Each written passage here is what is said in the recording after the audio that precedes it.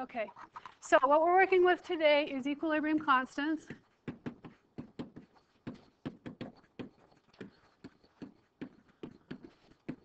And this is just an introduction at this level in honors. We're just going to introduce it and learn how to set it up and learn how to plug in. If you go on to AP, we actually go into what happens if, different things, different scenarios. So on an equilibrium constant, basically the first thing that you need is an equation. And I'm just using a generic equation here. And you need to have it balanced. Say that I'm just going to use y, x, w, what's another letter? Z, thank you. Okay, I have just one of those things. So I'm going to do a generic so that you know. Now the key with equilibrium constants is I can only use if it's AQ or if it's a gas. I can't use or put into it if it's a solid or a liquid. So don't put those in. They just sort of, you pretend like they're not even there. So to set up a KEQ, a K equilibrium, what you do is you look at your products, and it's always products over reactants. Just like when we were doing delta G and delta S and delta H, where we took the products minus reactants. Remember that? Summation of products minus reactants. Products are going to go on top. So we're going to go the concentration of C. And whenever I do brackets, it means molarity to the X power. Concentration of D to the Y power divided by concentration of A to the Z power. Concentration of B to the W power. This is a generic KEQ. Now we actually get into several different Ks. There's KEQ, KP, KC, KSP, and you can go on and on. It's going on. EQ just means equilibrium. P means pressure. C means concentration. SP means solubility. So there's a lot of different ways we can use K. So let's take a generic, an equation that's not generic and see what we can do for K. So let's take H2 plus O2, our favorite one, H2O. Balance it. What do I need to do?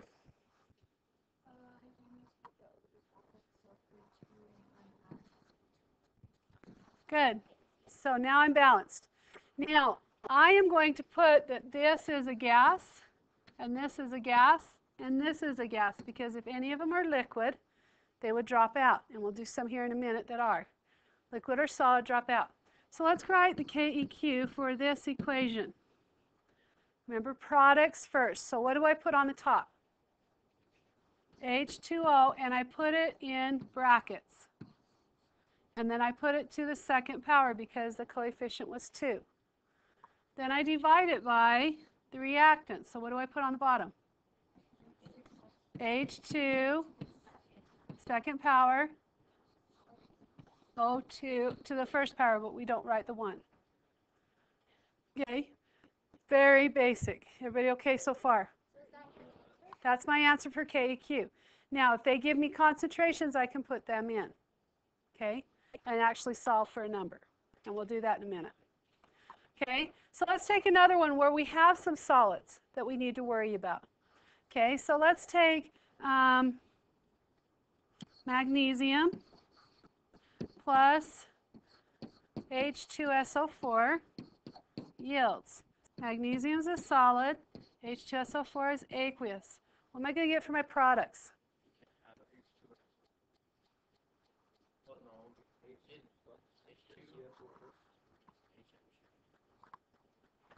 What am I going to get on the products? Single displacement, guys, come on. MgSO4 plus what? H2. Okay, MgSO4, is it going to be aqueous, solid, liquid, gas? What is it going to be? Aqueous. What is H2 going to be? Gas. Okay, now, writing the KEQ for this one. I haven't got it balanced, have I? Or do I? It's balanced. Okay, this one's going to be easy. So my KEQ for this one is going to be products, which is what? MgSO4. What do I need to do to it that I haven't done? Put in brackets. Good. Does it have a coefficient or an exponent? No. What else do I need to put on top? H2 in brackets. Good. Thank you for saying black brackets. On the bottom, what do I need to put? No. Just H2SO4. Why not Mg? Because it's a solid, so it drops out. Okay, solids and liquids drop out. Okay, let's do a couple more so we get this down really well. All right, let's do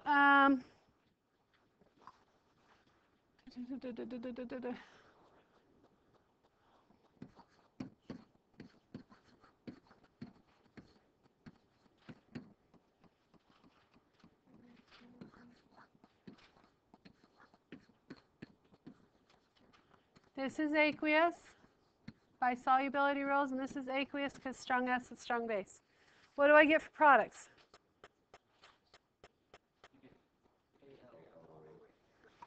Al and OH go together. How? 3 OHs, good. Plus what? NaNO3. What states are these two in? Use your solubility rules.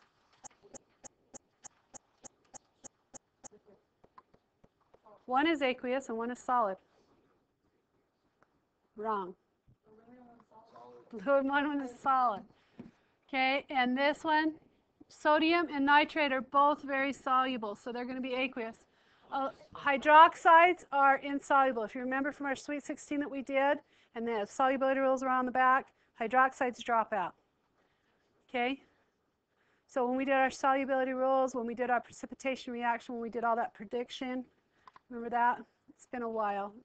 It was second term. Okay, so I'm writing the KQ for this. Is it balanced? No. What do I need to do to balance it? Okay, 3 in front of the NaOH and 3 over here. Good. Is it balanced now? Okay. Help me write the KQ. KQ for this. What's on top? NaNO3 in brackets. Good. To what power? To the third power. Good. Anything else on top? Good. You knew that aluminum hydroxide fell out. What else on the bottom? NO3 to what power? First, so we don't write it. And sodium hydroxide to what power? Third. Okay, is anybody having problems at all with this? Pretty easy, right? It can go both ways, yes. Okay, this one actually goes more forward than backwards. Okay, so now what we're going to do is we can be given the KEQ and a couple of concentrations and ask to find what's missing. So it just becomes a math problem. We can also be given some experimental data and find the KEQ and then say, what if I did this, what would the concentration of something else be? So this has to do with what our worksheet, our KEQ equilibrium worksheet has to do. And actually, you don't have the experiments today. You'll get those next time. So, and we're not going to work when it's not at equilibrium today. So it's pretty simple. Basically, the first things that I want you to do is just write the KEQs. Now, it also ties back into entropy and enthalpy. Somebody help me. What is entropy? Enthalpy's heat. So how do I? Enthalpy is what? What's the symbol? Heat, which is delta H. Okay, and entropy.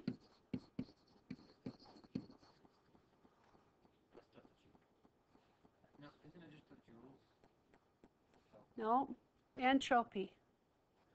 My kids' rooms. Delta S. Why did you say delta S? What does it represent? Disorder. Okay, so we want to know what's happening here. So looking at this equation, Okay, is it becoming more disordered? I've got 4 things, 4 moles on the left, I've got 4 moles on the right. It's basically the same. So the entropy is not changing. I'm not getting more disordered, I'm not becoming less disordered on this one. The heat of reaction, we'd have to know what side the heat was coming from. Now, why am I saying this? Because on number 3, if you look on your worksheet, it asks, based on the enthalpy and entropy, which of the following would you expect to have the smallest KEQ values? Briefly justify your answer. They put in the heat energy, right? They gave you heat energy. That's the kilojoules.